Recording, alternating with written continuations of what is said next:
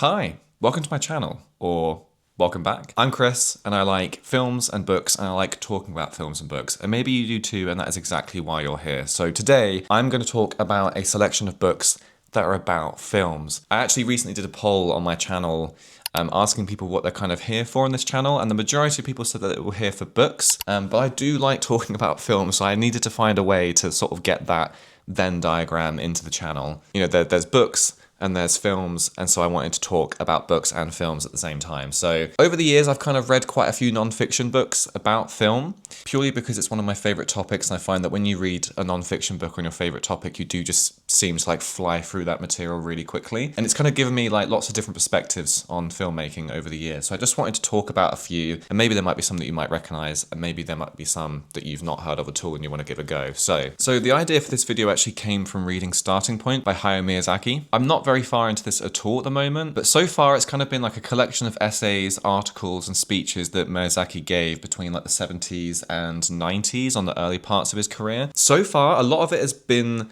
about kind of like the mechanics of filmmaking. Like the guy is really going into quite specific detail about his views on entertainment, his views on animation, even his views on the current culture and state of attention spans. Even as early as the 1970s, people were worrying about people having access to too much content or too much anime or too much art and not really having like substantial bodies of work that they can really enjoy, and maybe having a little bit too much at their fingertips. There's actually a part I wanted to find and read. Perhaps one of the biggest problems in our culture today is that we are inundated with images. Movies and television do not exist today in opposition. They probably only appear to do so in the same sense that in the old days, when villages temporarily staged plays during the agricultural off-season, permanent theatre in a neighbouring village would attract a large audience. In other words, compared to the old days when villagers could only see plays if they staged them themselves, they could now enjoy them in town anytime, as long as they were willing to pay. In the same way, the mass medium we called movies emerged, and as technology advanced, black and white silent movies turned into talkies, colour films, widescreen films, television, and eventually videos.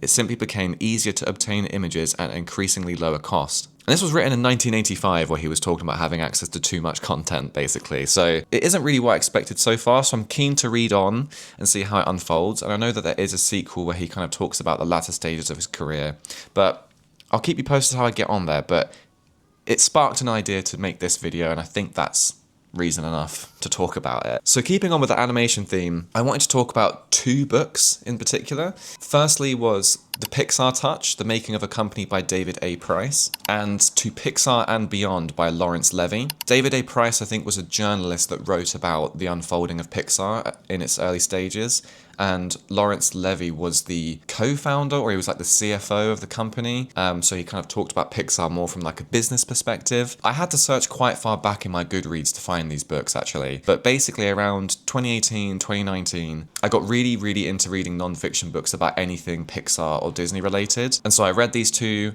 I read Creativity Incorporated by co-founder Ed Catmull, and I even read the Steve Jobs biography, just to try and get more context of how Pixar came to be, basically. And so I mentioned the Pixar Touch and Pixar and Beyond because they gave really insightful context into how Pixar came to be, basically, and how they went from being this little tech company that basically did computer image generation for hospitals, I think, and doctors to help like computer generate organs and bones and x-ray scans, into one of the most famous animation houses that we have in modern filmmaking, I'd say. And how if it wasn't for people like Steve Jobs, Pixar would have either ceased to exist just from like completely running out of money before even making Toy Story, or Disney would have got its claws very deep into it as a business. To give you an example, after the success of Toy Story, Disney tried to make another deal with Pixar whereby they'd help release their future work, but they'd completely own their property and would have complete freedom to produce direct-to-video sequels of Toy Story, basically. It's weird even thinking about Disney now in that kind of sense, that they used to make direct-to-video films. And I think it was also at a time where Disney were kind of quite down on their luck. You know, they had the success of things like Toy Story and Lion King around the kind of like 90s, but in the 80s they kind of had no smash hits to speak of at all. And so this was their way of just basically churning through content that they had, of like, okay, everybody's buying VHSs and DVDs, let's maybe just churn these out as fast as we can and not really worry on quality too much. It's kind of weird now how Disney have sort of flip-flopped to being, you know, this massive conglomerate that owns a lot of like properties that come out in cinema,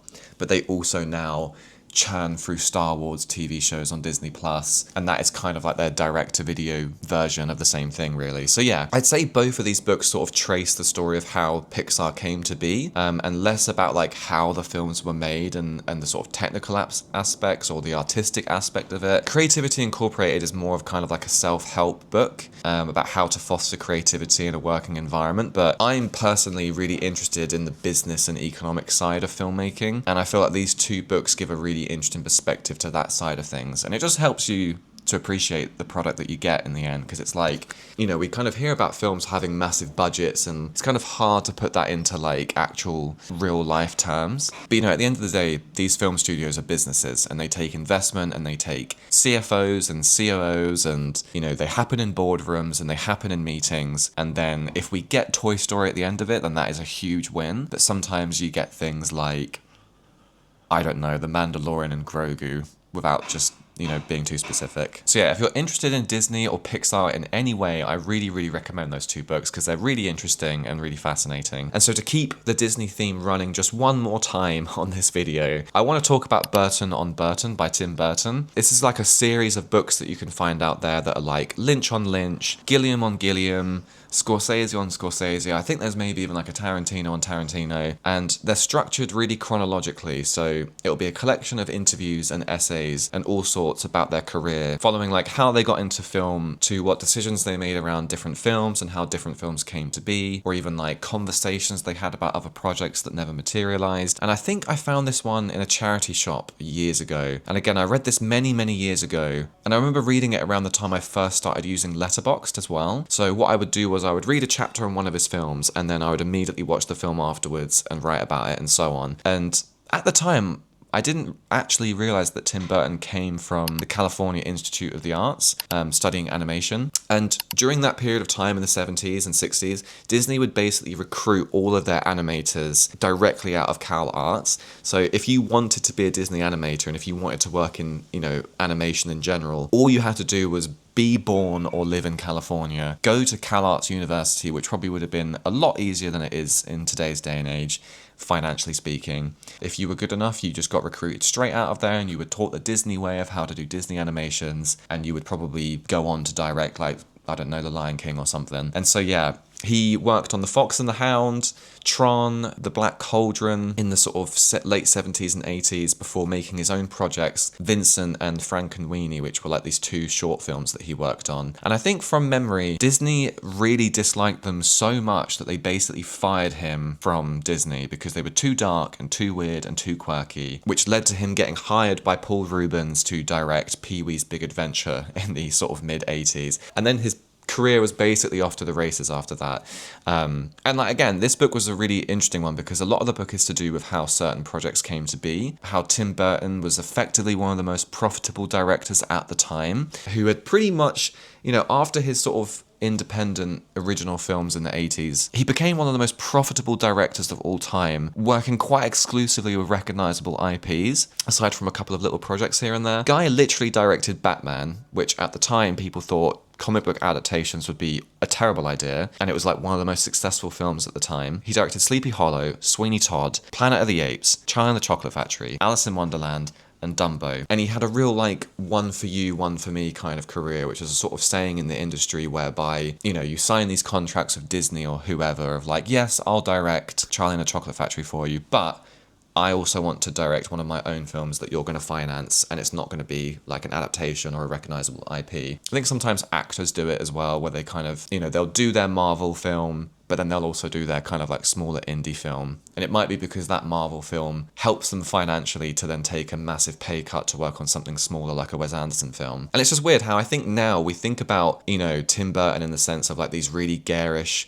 CGI-filled Tim Burton films, but he was also known for some incredible independent and practical films like Beetlejuice, Edward Scissorhands, Big Fish, Ed Wood, Corpse Bride, not to mention things like Nightmare on Elm Street, which weren't independent by any means, but they were very strange and different and specific. You know, for a guy who got fired by Disney, he's done pretty well for himself. And so yeah, if you are at all interested in like any of those films, or, you know, a filmmaker's career and how they kind of talk about it and how they kind of remember it, and, you know, if you want to think about all the sort of contributing factors that lead to a filmmaker becoming as prolific as they are, then that book is really interesting because, you've got a guy who took the traditional route into filmmaking at the time, was kind of fired for not doing things their way, but then found success for doing things exactly his way, and then now suddenly finds himself back into the mainstream, making things his way, but in a really kind of garish and cynical kind of way. So he's a really interesting kind of case study in Hollywood, and I think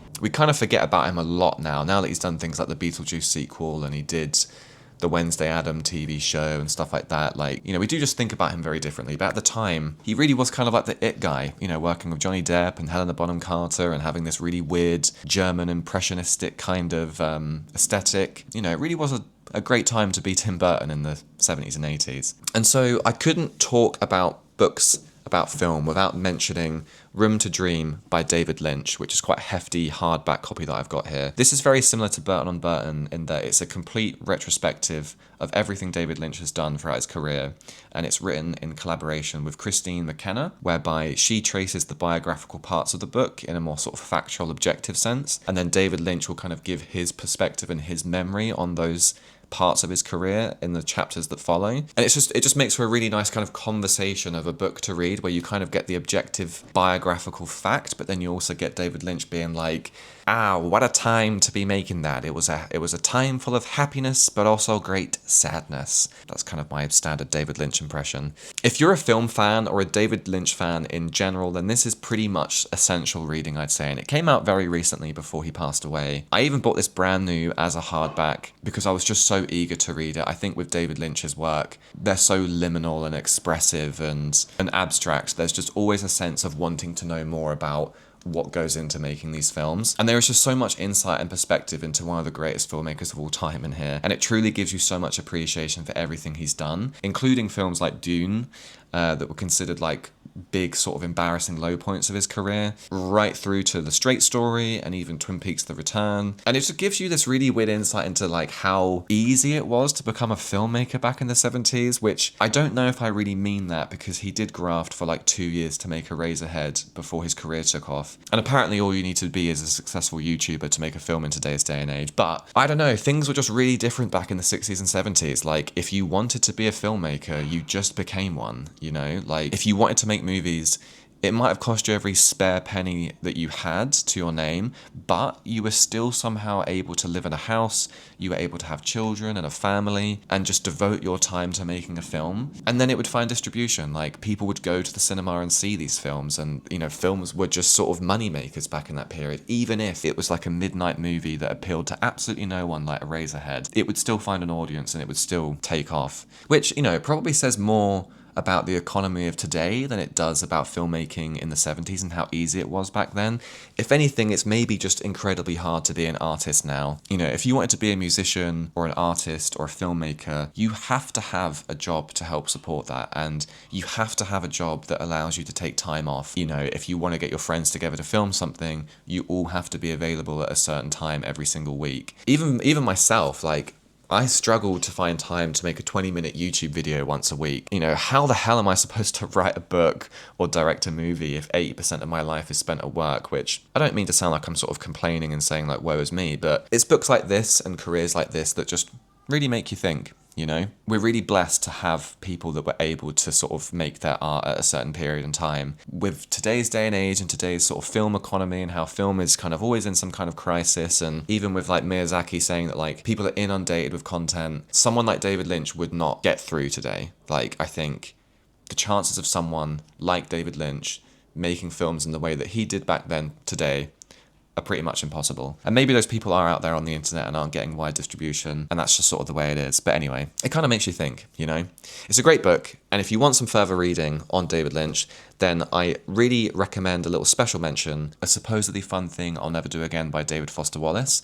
There is an essay in here called David Lynch Keeps His Head, where David Foster Wallace is given exclusive access to the film set of Lost Highway in the 90s. He doesn't get to sit down and meet David Lynch, but he kind of just walks around and chats to different people and kind of gives his perspective onto the whole thing and what makes something Lynchian overall. And I think it was maybe one of the first things I sort of read about David Lynch before I really got into him as a sort of filmmaker. Yeah, if you've read anything by David Foster Wallace, then it's a really fun time to read. And it just makes for different kind of reading, you know. It's sort of like historic and biographical, but also there's a lot of kind of like subjectivity in there too, which is really quite fun. And so that brings us on to Cinema Speculation by Quentin Tarantino, a book that I've mentioned maybe 2 or 3 times on this channel now. And I kind of always say that Quentin Tarantino is an acquired taste. Like, I think when you're 15 years old, your personality is basically defined by Pulp Fiction. And if you're 29 years old or 30 years old and you're still saying that, then people raise some eyebrows at you. But I was really ready to find this book quite insufferable. But the guy just writes with such enthusiasm for his chosen topic. It's really hard to not find this book incredibly entertaining. And again, this is kind of an interesting one because it's actually part memoir, part essay anthology about films from his upbringing and about films from the 1970s. You know, there's a lot of chat about Paul Schrader films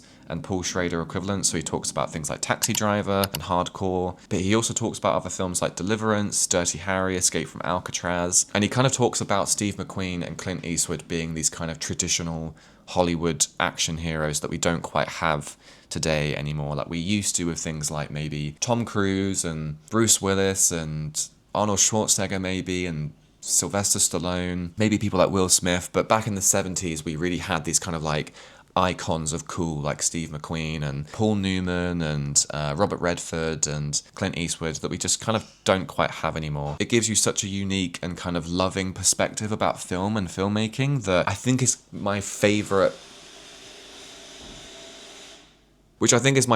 way that people talk about film. Like, I think I care less about how a film was made and the sort of like, you know, here's how we came up with this idea, and more about like, you know, when films become personal, it's less about like what this film objectively means and how it objectively performed, and it's more about like, this is what this film meant to me. This is where I was in my life when I saw this film. This is how the film defined who I am and what my tastes are. And how like when a film came out has as much of an impact as like what the film actually is, and how it's kind of like a direct product of the time that it was made, which I think, you know, given again the time that we currently live in, and, you know, calling back to Miyazaki at the beginning of the video, that like there is so much content out there to consume, and film and art is increasingly becoming content to these sort of studios and to people in general as well. Like, it's ironic saying that on a YouTube video, and like I do use Letterboxd and I do kind of engage with film in a very kind of like brand kind of way. Like, we talk about things like A24 and Neon and, oh my god, Charlie XCX is in all these films and now I need to see them to help engage with the brand a little bit better. But, you know, for me now at this point in time, literally anything that came out like pre-Marvel Cinematic Universe to me is art. Like, whether it's like David Lynch's Dune from the 80s that everybody hated, or if it's like Pee-wee's Big Adventure from the 80s as well, or even just something like Speed from the 90s, which just used to be considered a dumb action movie, or Point Break. Like, Hollywood is not making movies like this anymore. And I think reading a book like this really gives you kind of like an interesting perspective and appreciation for films from different decades, and how, like, I think just first and foremost, so much creative license was given over to filmmakers because Hollywood was just very confident that they would make money and they would turn a profit and films could be made cheaply. Because, you know, look at things like Taxi Driver, for example, where like Robert De Niro wasn't a massive superstar at the time, and Scorsese wasn't a massive superstar director, but studios just gave them money to make what they want, and then what they made had huge cultural impact that's lasted decades. You know, are we looking at the 5th Superman iteration as something that has cultural sticking power and staying power? I don't think so. And so lastly, talking about films and how they make an impact on people personally, I wanted to give one last special mention to an essay from the Anthropocene reviewed by John Green. The essay in question is called Harvey, and it's a little essay about how John Green found himself in quite a depressive episode, and after taking time off work, his colleague that was really supportive